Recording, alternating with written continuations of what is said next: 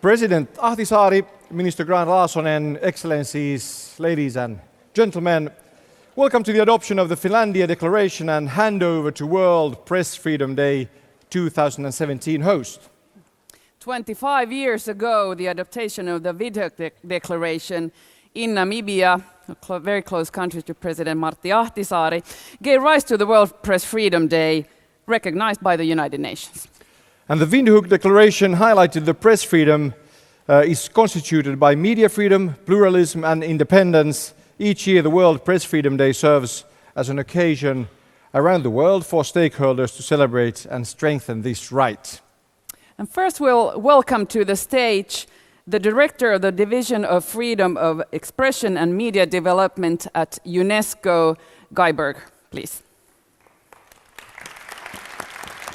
And may I add that Guy Berger is responsible for the organization's global work on press freedom, safety of journalists, internet freedom, media pluralism and independence, gender and media. It's a mouthful: media and information literacy and journalism education. It's a whole lot. Yeah. And please pronounce my name with a Finnish accent. We actually said that we had three versions, either Guy Berger or Guy Berger, or this Swedish-Finnish version of Guy Berger. so have your pick. Yeah. It's all yours. Please, Guy.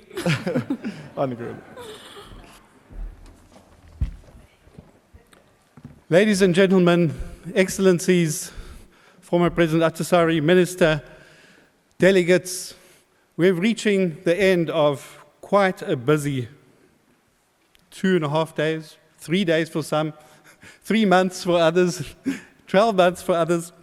We've had 9 parallel sessions, we've had 2 plenaries, we've had 30 side events, we have 70 partners, we have more than 1,000 people attending, we have the youth newsroom. If you did not see the newsletter, please pick up a copy, because this summarizes a lot of what we've done. And we have the declaration. And if you don't have a copy, there are hard copies on the chairs outside or the tables outside.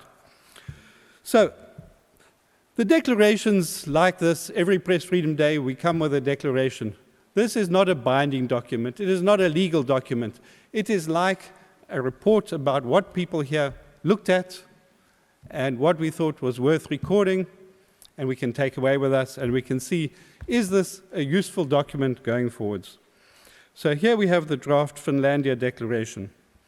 This has been put together through a long process. Our colleagues at UNESCO worked with a team of experts: Toby Mendel, sure you've all heard of him, Edith Ojo, you've probably seen him and heard him here also, Rana Sabah, Marko Suksi, Nadezhda Azigkina, and these people were asked to join the drafting team because of their eminent experience in this issue. So they did a draft, and then we sent out the draft, after several times amongst them. We sent it out on Saturday morning. I think some people didn't always get it because the email didn't take 980 addresses, but most people got it on Saturday morning. We got about 100 comments on that draft declaration. And then last night, we worked hard. We sent it out 11 p.m. for further feedback, and we got indeed further feedback. So what you have before you has been through a lot of consultation and a lot of wisdom and a lot of input. To tell you what's in it, and I'm not going to go through editing or reading the whole thing because we don't have time, but I think this is a good summary of the kind of issues that were discussed. In fact, in some ways it's too long. We put a shopping list of what everybody wanted to say here, but nevertheless, they're all important points. So my colleague Marius Lucasinius, who has coordinated the group, he will tell us about, he'll go through the slides. So the first part of this declaration deals with the context. And if there's one thing everybody here, I'm sure, will be quite convinced about, press freedom, right to information, 2 sides of the same coin. We cannot treat them separately, and we need both. That is the most fundamental starting point of the context, that recognition. Then we came with recognition of the 2030 Development Agenda, the Sustainable Development Goals. and how Goal 16 is so relevant to these, and particularly to issues of gender, which are in Sustainable Development Goal 5. We also mentioned artistic freedom, cultural diversity, part of the context, why these things are important, not just for journalism, but also for those values. We also mentioned the background here about the Freedom of Information Advocates Network, the work they've done, the African Platform on Access to Information, and then UNESCO's resolution about 28 September, International Day for Universal Access to Information. And this calls on people to make use of this day to really celebrate the 28th of September. This context part also recognizes further on the gender issue the particular problems facing women as regards press freedom and as regards access to information. So that's the context part. Let me just get my second page here and see what my notes said on the rest of the context. So we also mentioned in the context a number of other things, such as welcoming initiatives for the safety of journalists. And that includes things like a conference that UNESCO had in February this year. It includes a special representative, the call for a special representative in the Office of the UN Secretary General. It refers to the International Declaration on the Protection of Journalists and the Global Safety Principles and Practices for Freelancers. So that's the great context that we had this conference. And then the next section goes into calling on UNESCO member states to really reaffirm and advance the legal, policy, and institutional environment for right to information, to have proactive disclosure of information, to protect confidential sources of journalism and protect whistleblowers as part of this picture. We called on these states also to promote gender equality policies and to put in place effective safety programs to monitor, prevent, investigate, and punish attacks which violate SDG 16.10, which is about fundamental freedoms and public access to information. We called for information and media literacy programs to be supported by states.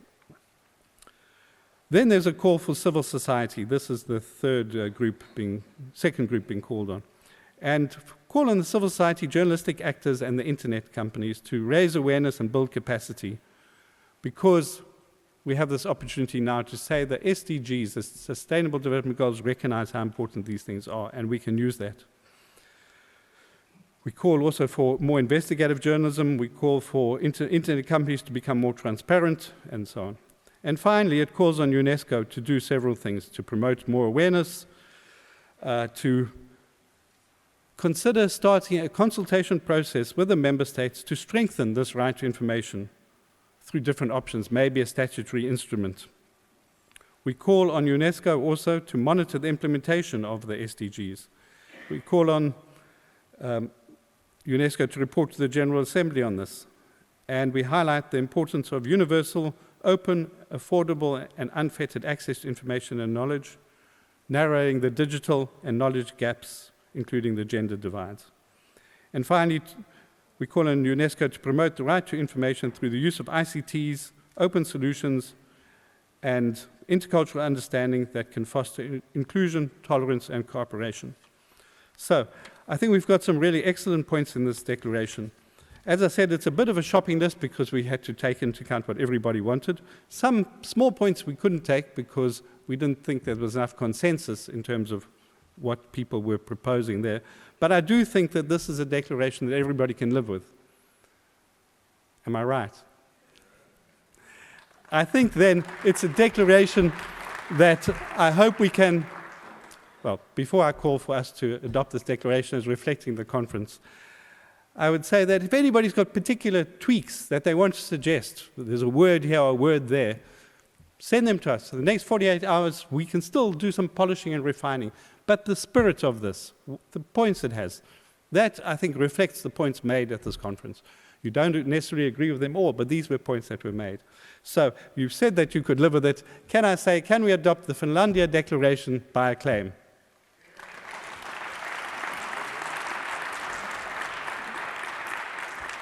Well, thank you so much. And I would like to also thank our our group of experts who helped to draft this, who considered your feedback. And as they say at UNESCO, I see no objections, so we can say this is adopted, pending any small linguistic tweaks that people may want to do. Well, I think that covers my part of the proceedings here. I just want to end by saying, Finland,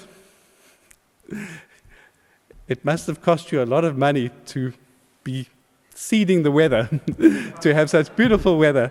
And yet, so many people came because they were interested in the topic, and they did not succumb to the temptation of missing the conference to go and enjoy your sunshine.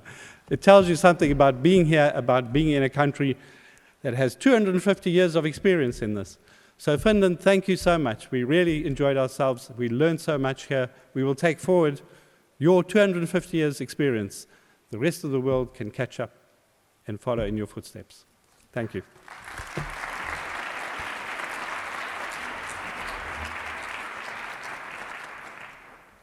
We are a country full of engineers, so we've got the means to make the weather serve our purposes.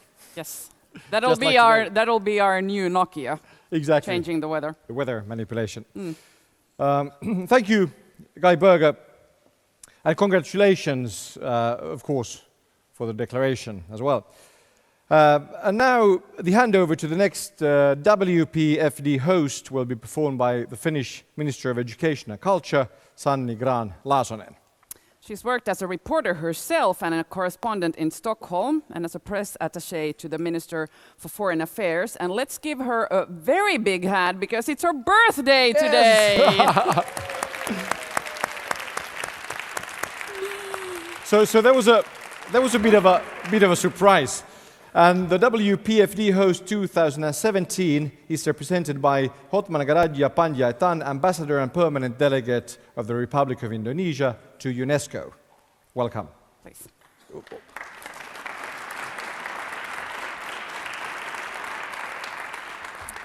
I mean, if you want to do it both on stage at the same time. Yes.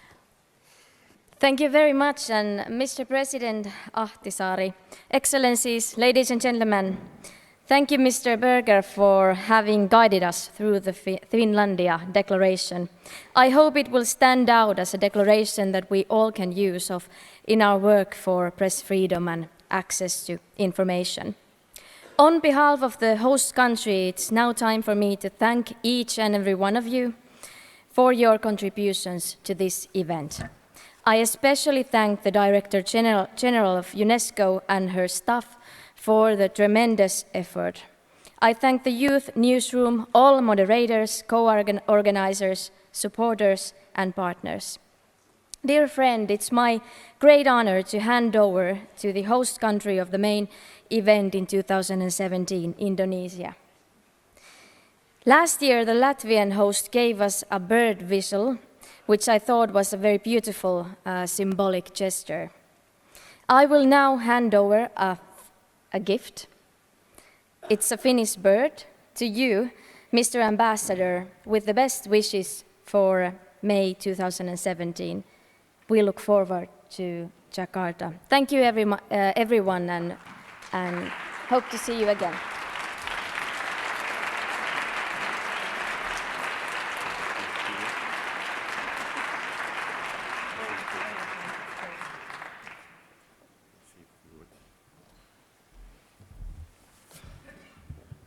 Thank you, Madam Minister. If I may say a few words on the handover of this ceremony.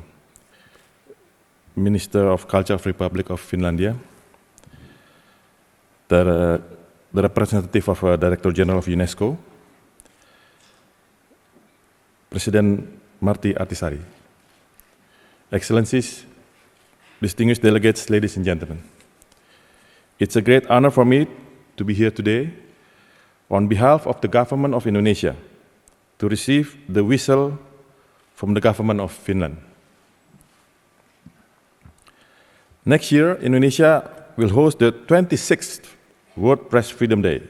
It will be the first time after 15 years that event will be happen in Southeast Asia again. the people of Indonesia is honored to have the opportunity to host such an important event in Jakarta in 2017. The government of Republic of Indonesia has taken necessary preparation to organize the event such important like this. And the Indonesian Press Council, chaired by Mr. Joseph Adi Prasetyo, who is happen also attending this conference here, and with all his team here, who are appointed to organize and to prepare the preparation of the work together, hand in hand with UNESCO, in order to make this event successful. It is my sincere hope that I will see you all again in Jakarta. Thank you.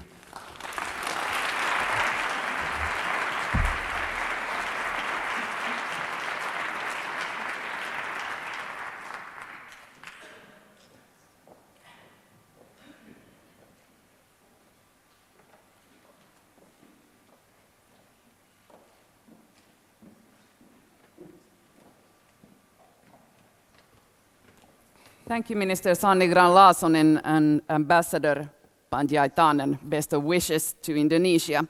It's time to welcome our keynote speaker, former President of Finland, Mr. Martti Ahtisaari. Martti Ahtisaari was President of Finland between 1994 and 2000. In 2000, he established the Crisis Management Initiative, an independent Finnish peace broker aiming to bring conflict parties around the same table.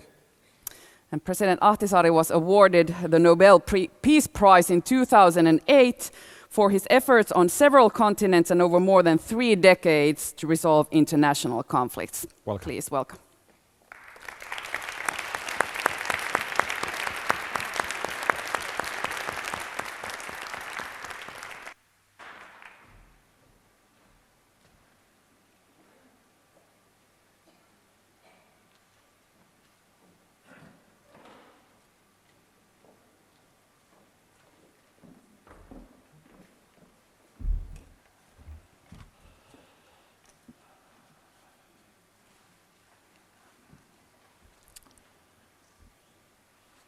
Honourable guests, I was going to greet the minister, but she had to rush to the parliament. So we managed to wish each other good fortune for the future.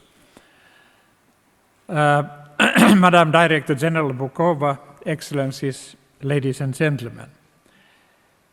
It is my great honor to speak before you all here at the closing ceremony of these events in honor of UNESCO's World Press Freedom Day. Before I begin, I would like to offer a round of applause in congratulating of the winner of the 2016 Press Freedom Day Prize, imprisoned Azerbaijani journalist Khadija Ismailova.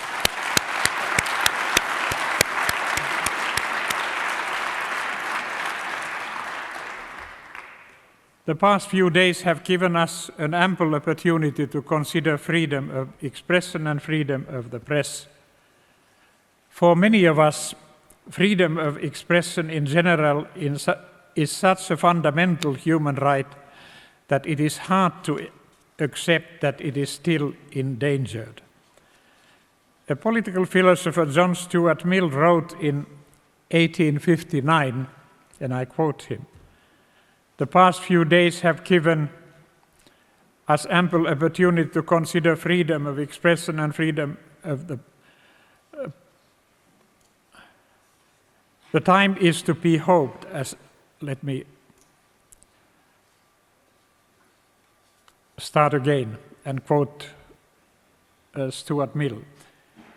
The time, it is to be hoped, is gone by when any defense would be necessary of the liberty of the press as one of the securities against corrupt and tyrannical government. That fearful time is still with us. Defense of freedom of speech is still necessary.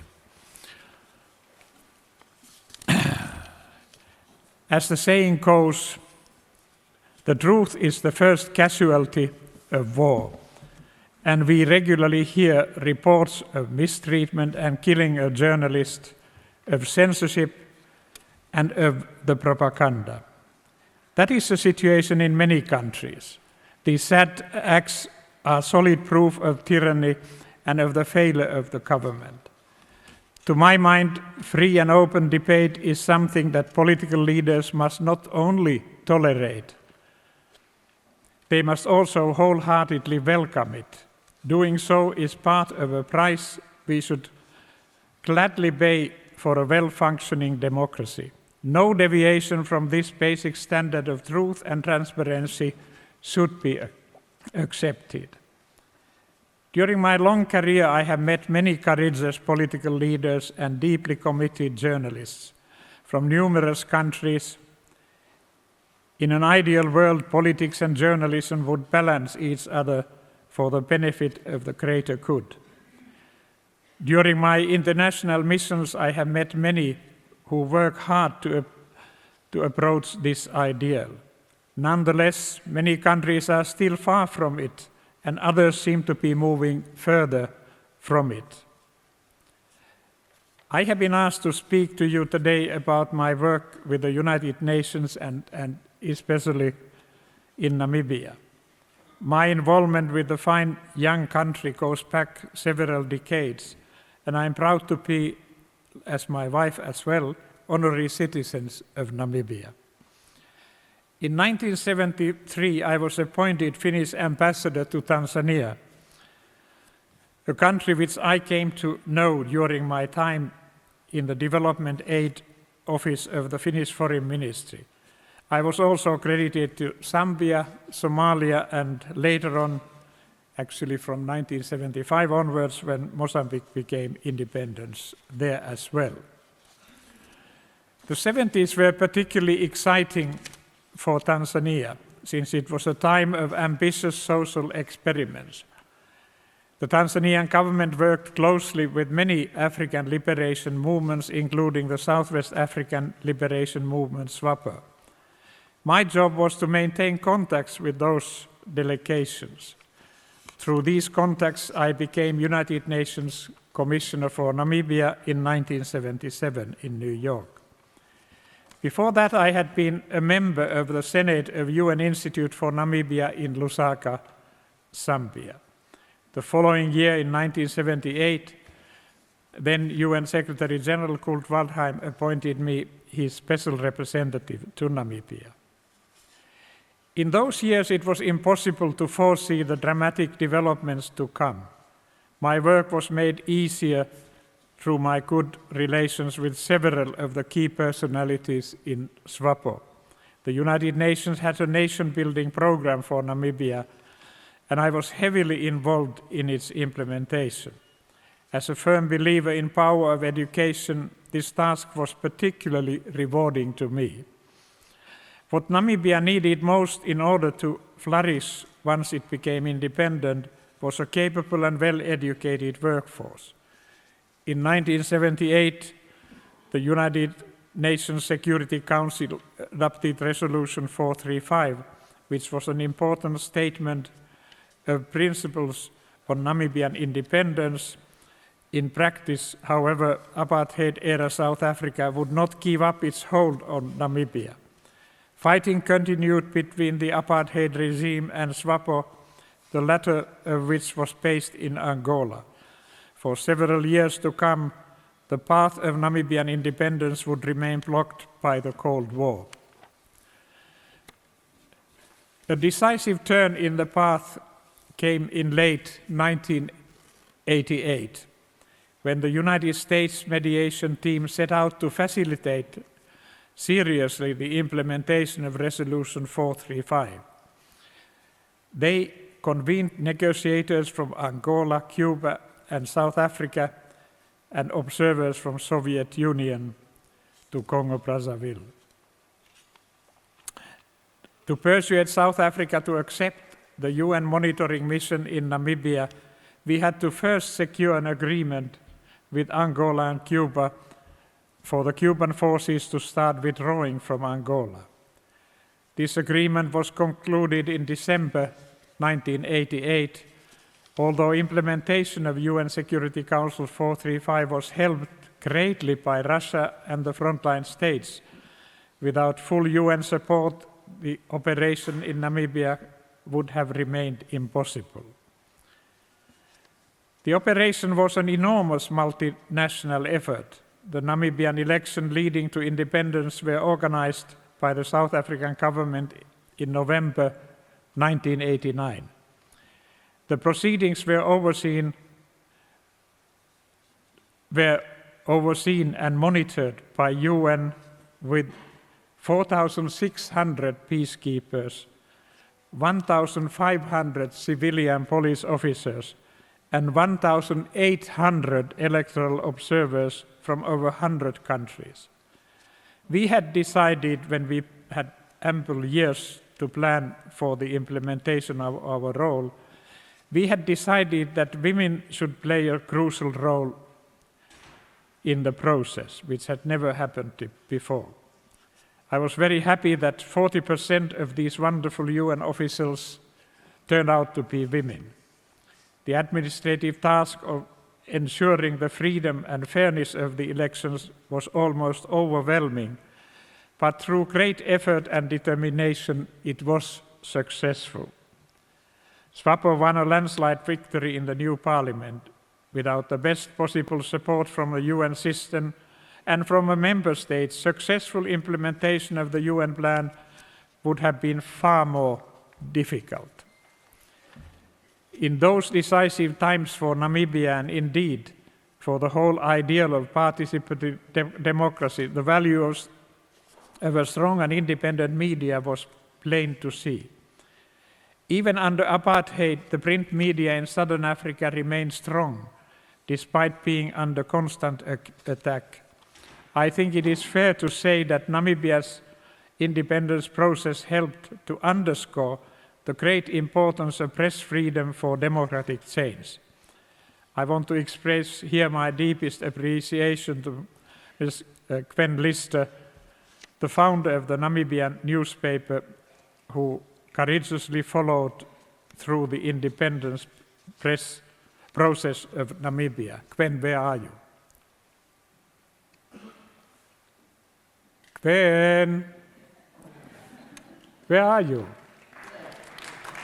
I can't see you. Ha! No, we had the opportunity to meet before we are now here. And I warned Gwen that I want to draw attention of all of you to somebody like her, because the individuals do matter. Her role in the independence process and in the democratization process was much bigger than mine. And I think that has to be recognized. And she's still extremely active. But then, as I told her, she's still a young lady.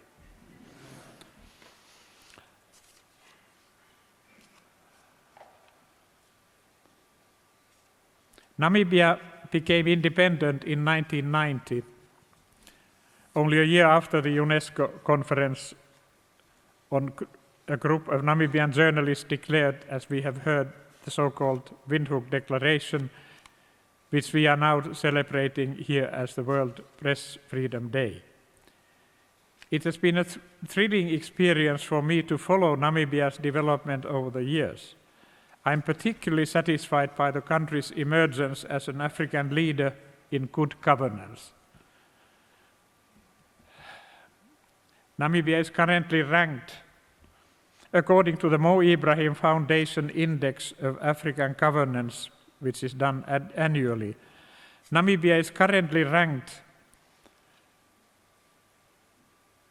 5th amongst the 54 African states. The index assesses African countries and governments in 4 categories.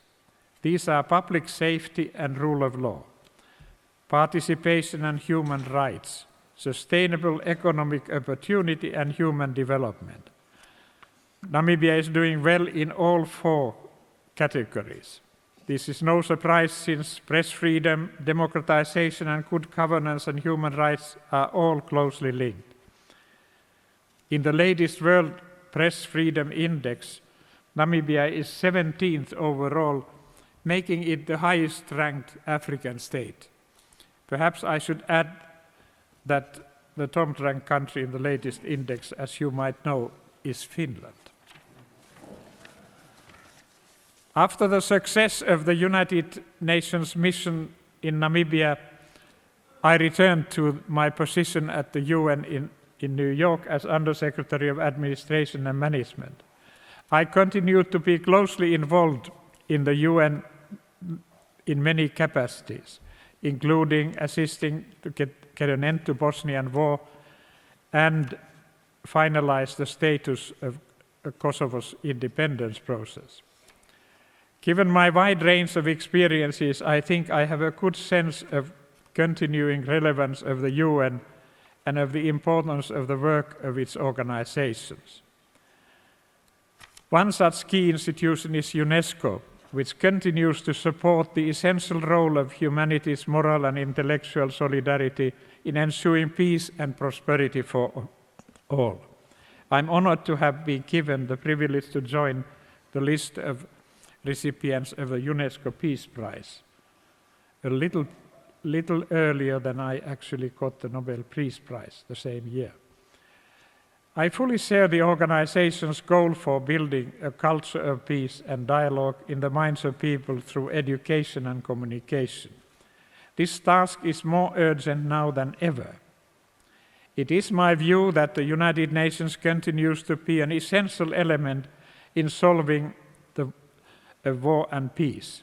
In this task, firm support from the 5 permanent members of Security Council is absolutely vital. The UN also greatly contributes to sustainable social and economic development and to tackling extreme poverty and inequality.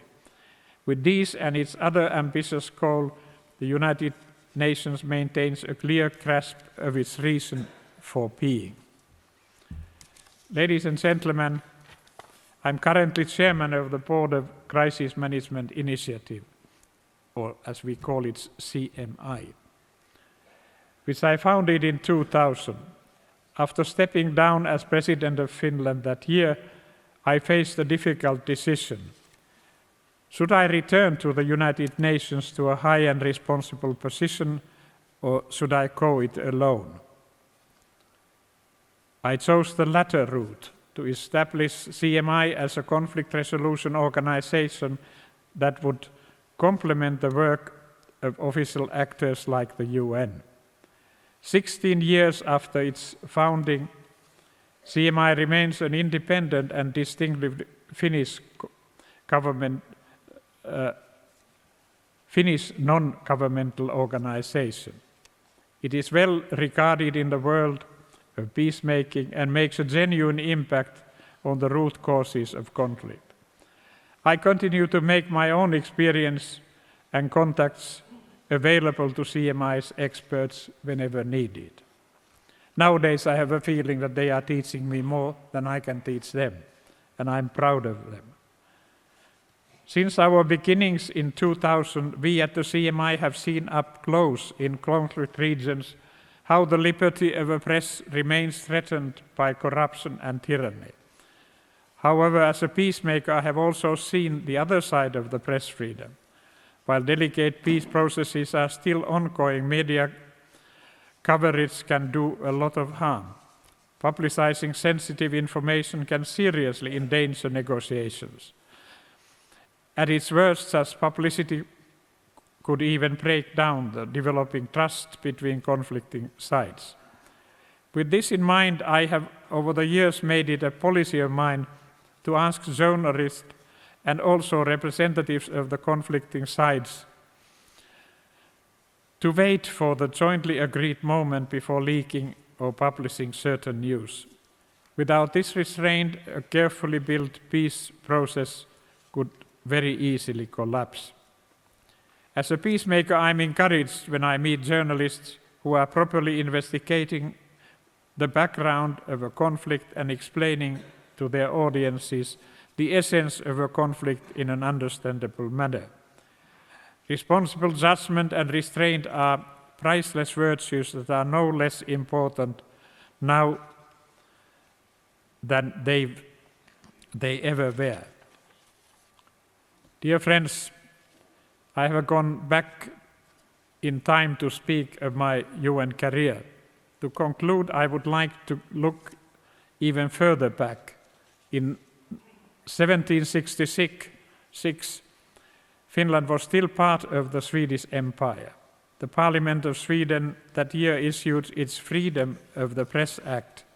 The act was the most liberal of its kind that the world had yet seen, and laid the liberal foundations of modern Nordic societies. The act abolished preemptive censorship and made political debate possible. Such freedom even extended to public criticism of elites. A young Finn and a member of the parliament, Anders Chydenius, was the driving force behind the Freedom of Press Act. Chydenius justified the act with the following statement, which I would like to leave with you as my parting words, and I quote him. A reasonable freedom to write and to publish is amongst the strongest pillars of support for the existence of free government. I thank you.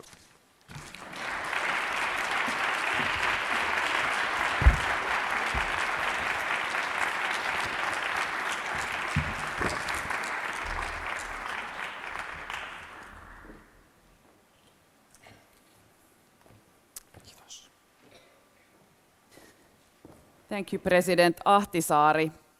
And it is important to remember that without an independent Namibia, there would not have been a Windhoek Declaration 25 years ago, and there would not be a World Press Freedom Day today. So we wouldn't be standing here. No, we would not. And Gwen Lister wouldn't be stuck yesterday in Frankfurt at the airport either. We're happy to have you here. Yes.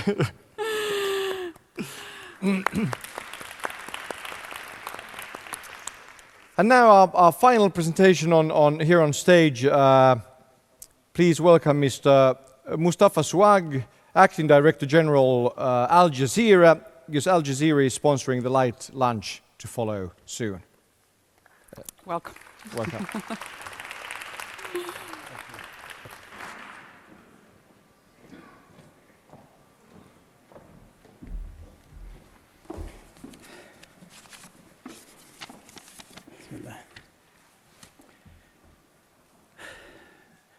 Assalamu alaikum. Good afternoon. I was going to speak in Arabic, but I noticed that most people don't have the tool for translation, so I am not going to oppress you to do something that's not done yet. However, I noticed in the declaration the mention of the multilingual kind of use as a part of multicultural diversity that we are all with. So I hope in the future I will have the chance to speak Arabic and my other Arabs who want to speak Arabic without hesitating. So the tools would be with us all the time.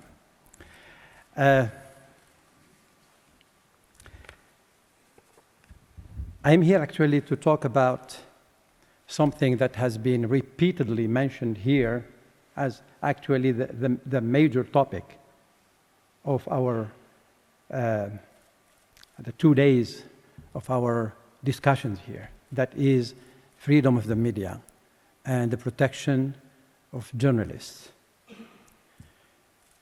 Without the safety of journalists, protection of the people who actually gather the news and bring it to the audience, there wouldn't be a real freedom of the media. You cannot work in a constant fear. You cannot work under a constant threat on your life, on your safety, on your family, on your institution, etc. So this is a fundamental right. If what we heard in this, in 2 days, confirm all the things that I have been thinking about saying, but other people have said about this issue. We in Al Jazeera have suffered quite a lot. Many of our journalists have been killed. Many of them have been jailed. Many of them have been harassed, injured. Many of them now, right now, are sentenced to prison for years and years, even though they were not even in the country. Some of them were not even in the country that sentenced them, just because they happen to be citizens of that country. I don't want to go into details. This is something that you probably know because you are all familiar with what's going on. Moreover, I'm not talking only about Al Jazeera. I think yesterday, the Director General of the UNESCO was talking about the number, the big number of journalists being killed. And this is only about the people who have been killed. She was talking about over 70 a year, average of one every week. These are the people we know about. I'm sure that there are people who are part of that media environment, but they are killed and nobody knows about them because they are not officially journalists. Or people don't know about them. So, moreover, just a little bit over 2 weeks, we received a letter from the government of Iraq closing down our office in Baghdad, just because we are not implementing the rules and regulations that the government put, which have nothing to do with the professional standards. If you are not with us, you are against us, therefore you don't work. So that's another way of killing the messenger.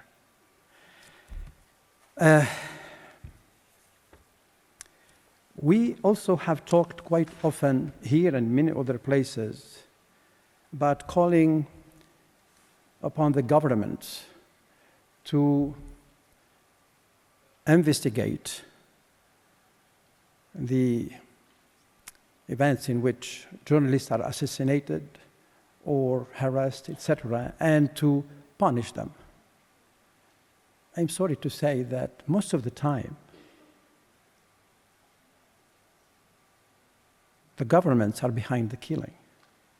So who is investigating what? Whom? This is a serious issue. In most cases, government security forces are behind the killing, directly or indirectly, of journalists I'm talking about. So this is something that we had, when we talk about, we have to make it clear, so governments know that we know who is doing this dirty job. Now, what do we do about this? That's why I'm here. In my opinion, it's very important to work on getting the international community, the governments, etc., to help to protect the freedom of journalism and the safety of journalists. But we, in the media, have also a big responsibility. We need to work together. We need to work together. We need to cooperate. And we need to do everything to get to the point where our people feel safe to work.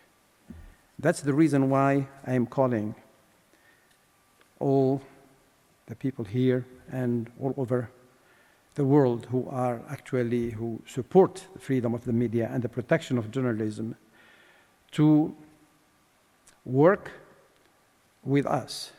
Us means Al Jazeera and so many other organizations that have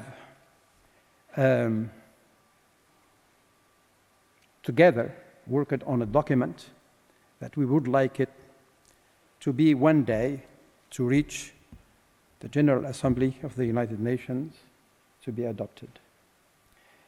And because I don't want to, this is written in English, it's better for me to read some few paragraphs from the introduction. And I invite all of you to have a copy of this. We brought copy is out there.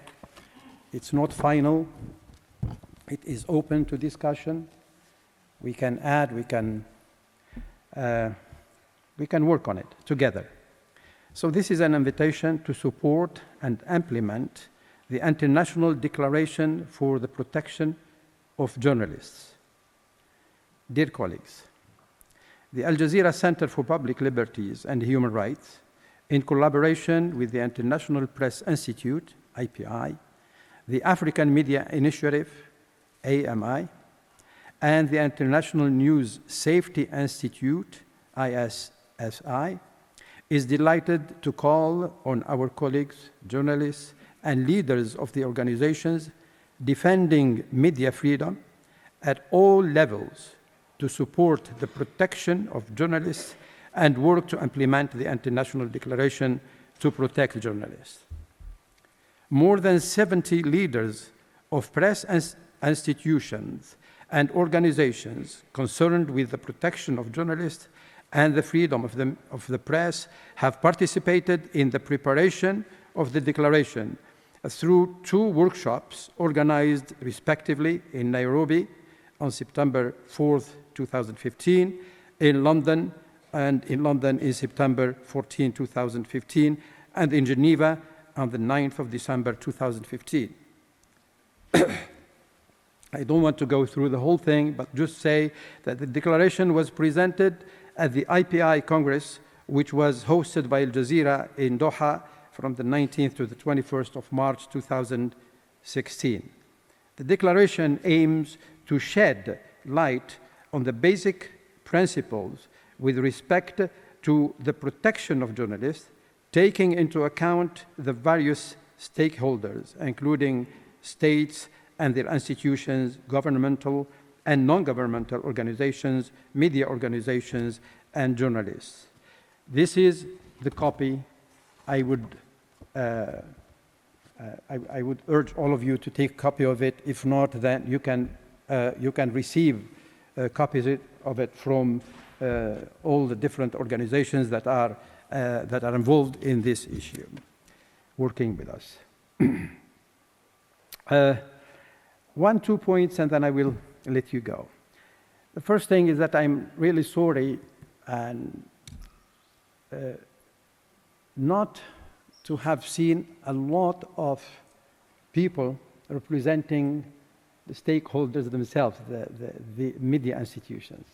I see people who are great people working for the freedom of the media, but the great media institutions should be present in every single event. Where is the New York Times? Where is CNN? Where is the BBC? I know some people are there, but I haven't heard them talking or promoting freedom of the media and fighting for it. And hundreds and hundreds of great media institutions that have really contributed to this profession so much. They need to be present in those places, especially the ones who can afford it. I mean, there are people who cannot afford it. So I hope that in the future I will see more of them. They are colleagues and friends, and I hope they don't feel offended by what I said, but it is the fact. In media, we are supposed to say what we know very clearly. Finally, I am delighted to invite you for a lunch that is sponsored by Al Jazeera. I hope you enjoy it. I enjoyed the whole 2 days here immensely. I learned so much. From the people who spoke from different platforms and with all the meetings that I had with so wonderful people here. Thank you very much again.